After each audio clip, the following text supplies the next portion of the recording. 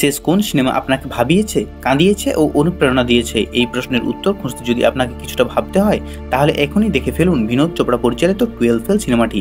সেখানে একটি ইন্টারফেল অটোচালক কিভাবে আইপিএস অফিসার হয়েছে সেই গল্প চমৎকারভাবে তুলে ধরা হয়েছে। তবে আপনি সবচেয়ে বেশি অবাক হবেন যখন জানবেন সত্য ঘটনাকে কেন্দ্র করে তৈরি করা হয়েছে এই সিনেমাটি, যার ফলে এখন অনুপ্রেরণা দিচ্ছে লাখো কোটি শিক্ষার্থীকে। এই সিনেমাটি হতাশ হয়ে পড়েছিলেন যেসব চাকরি প্রার্থীরা, তারা আবারও নতুন করে রিস্টার্ট করতে পেরেছেন তাদের পথ। তবে ঠিক কি ম্যাজিক আছে এই সিনেমায়?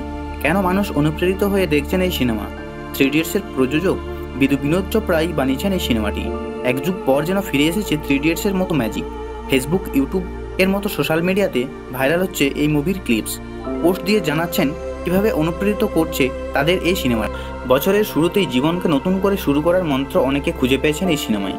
চমৎকার এই সিনেমায় দেখানো হয় ভারতের প্রত্যন্ত এক অঞ্চল চিম্বুরের এক ছেলের জীবন সংগ্রামের ঘটনা, যার গ্রাম মূলত বিখ্যাত ডাকাতির জন্য। যে গ্রামের স্কুলে শিক্ষকরা নকল করে সবাইকে পাস করিয়ে দেয়, সেই গ্রাম থেকে উঠে এসে মনোজ কুমার শর্মা আইপিএস অফিসার হয়েছেন।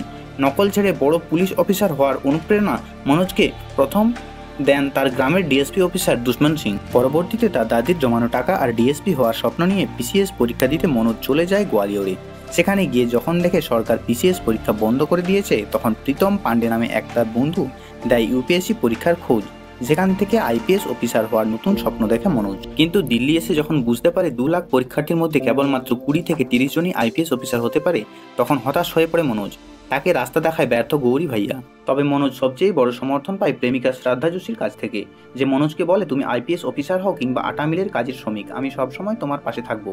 এইভাবে সবার সাহায্য, সমর্থন এবং মনোজের হাড় ভাঙা পরিশ্রম নিয়েই সাজানো এই গল্প। এই সিনেমায় আমাদের শিক্ষা দেয়, যদি তুমি সূর্য হয়ে পৃথিবীকে আলোকিত করতে না পারো, তাহলে রাস্তায় সামান্য ল্যাম্পপোস্ট হয়ে পথচারীকে পথ দেখাও। এই সিনেমায় আবার আমাদের বুঝিয়েছে, চেষ্টা করলে সবকিছুকে জয় করা সম্ভব।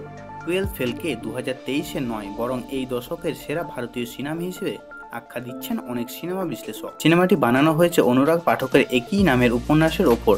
তার লেখা এই বইটি ভারতের অন্যতম সেরা বিক্রি বই। সেখানে আইপিএস অফিসার মনোজ কুমার শর্মা এবং আইআরএস অফিসার শ্রদ্ধা যোশীর গল্প বলা হয়েছে। এবার চলুন জেনে নেওয়া যাক বাস্তব জীবনে মনোজ শর্মার ব্যাপারে। মধ্যপ্রদেশের ছোট্ট গ্রাম মরিনাতে তার জন্ম। ছোট্টবেলা থেকে খুব একটা পড়াশোনায় ভালো ছিল না এই মনোজ। 10ম শ্রেণীর পরীক্ষাতে 3rd ডিভিশনে পাস করেছিলেন তিনি। দ্বাদশ শ্রেণীর পরীক্ষাতে তিনি ফেল করে যান। পরীক্ষায় নকল করতে না পারায় নাকি তাকে ফেল হতে হয়। পড়াশোনায় ইস্তফা দিয়ে অটো চালাতে শুরু করে এই মনোজ। তবে এই অটোই তাকে জীবনে নতুন পথ দেখায়। পরিবহন দপ্তর থেকে এই অটো একবার আটক করে নেওয়া হয়। অটো ও তার ভাইকে ছাড়াতেই দ্বারস্থ হয়েছিলেন ডিএসপি অফিসার দুষ্মন সিং এর কাছে।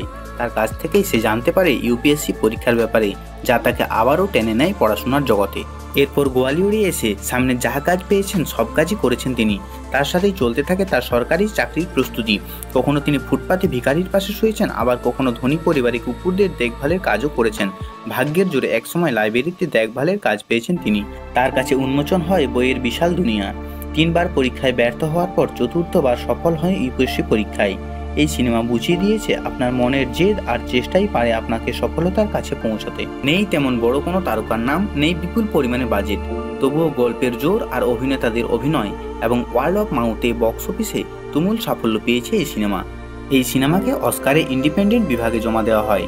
12 ফেল সিনেমাটি যে ভারতীয় সিনেমা ইতিহাসের এক ক্লাসিক সিনেমা হয়ে থাকবে, সেটা এখনই নিশ্চিতভাবে বলা যায়। অদূর ভবিষ্যতে হতাশ কোনো পরীক্ষার্থী এই সিনেমা দেখে নিজেকে বলবে, লেটস রিস্টার্ট।